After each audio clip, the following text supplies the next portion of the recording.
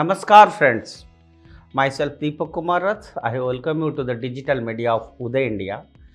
And today in India Things, I will speak about recent riots in Nagpur's Mahal area that have once again brought to the forefront the challenges maintaining communal harmony in India. What started as a rumor about the alleged desecration of a religious book quickly escalated into violent arson, stone pelting, and attacks on law enforcement personnel. A police officer was critically injured in the process, highlighting the sheer brutality of the mob. The incident raises serious concerns about how such riots unfold, the role of misinformation, and the way narratives are shaped in the aftermath. In recent years, the concerning pattern has emerged in India where spontaneous mob violence erupts over perceived religious provocations. What is striking about such incidents is the speed in which they are executed. Mobs mobilize, carry out attacks, destroy property, and disperse often within hours. This organized chaos suggests prior coordination and a deeper rooted mechanism of instigating violence in flimsy pretexts. While grievances may be cited as the reason, the execution of such riots appear far too methodical to be merely an emotional outburst.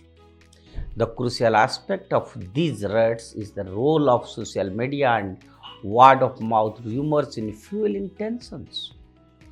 In the Mahal incidents, it took mere hours for a piece of unverified information to trigger mass violence. This rapid escalation is not unique to Nagpur. Similar trends have been observed across various cities where misinformation spreads faster than law enforcement can respond. By the time authorities step in to clarify the facts, the damage has already been done. What follows this raids is an equally predictable media and social media narrative, one that attempts to shift the blame away from the rioters and instead portray them as victims. In the case of Mahal, online narratives began floating theories of provocation, suggesting that the rioters were merely reacting to an incident rather than initiating violence.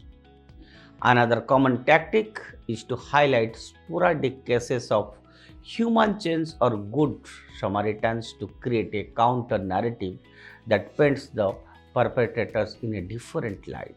While such acts of peacekeeping, if they occur, should be acknowledged, they should not erase the fact that the riots happened in the first place. Statements from those on the ground, such as fire department personnel and police officers, provide a clearer picture. Reports from the emergency responders in the Mahal indicated that the violence was overwhelmingly carried out by the one group with no retaliatory presence from the other community. This is a crucial point because it challenges the common assertion of classes between the two sides, when in reality it is often one-sided aggression. Law enforcement officials tasked with controlling the violence become direct targets themselves, as seen as in the attacks on the police officer with an axe. This raises questions about the impunity with which mobs operate and the reluctance of authorities to take swift preventive measures. This larger concern is the repeated use of religious sentiment as a trigger for violence. The case with which more communal riots are instigated suggests deeper problems, either a failure of intelligence gathering or a deliberate lack of political will to act decisively against these rioters. This is where policy measures need urgent reform.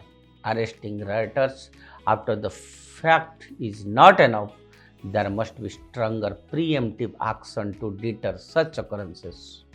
Surveillance of hate mongering on social media, stricter legal repercussions, and expedited judicial process for the rioters are necessary steps to curb this growing menace. Additionally, the appeasement politics that often follows such incidents only emboldens perpetrators. If mob believe they can riot, attack security personnel, and latter be shielded by the political narratives of victimhood, the cycle of violence will never end. The Mahal riots should serve as a wake-up call to reassess how communal violence is handled in India. Without a strong response from both the government and society, such incidents will continue to disrupt the peace and challenges in the country's law and order. That's all for today. Stay tuned with Uday India and subscribe to Uday India. Thank you.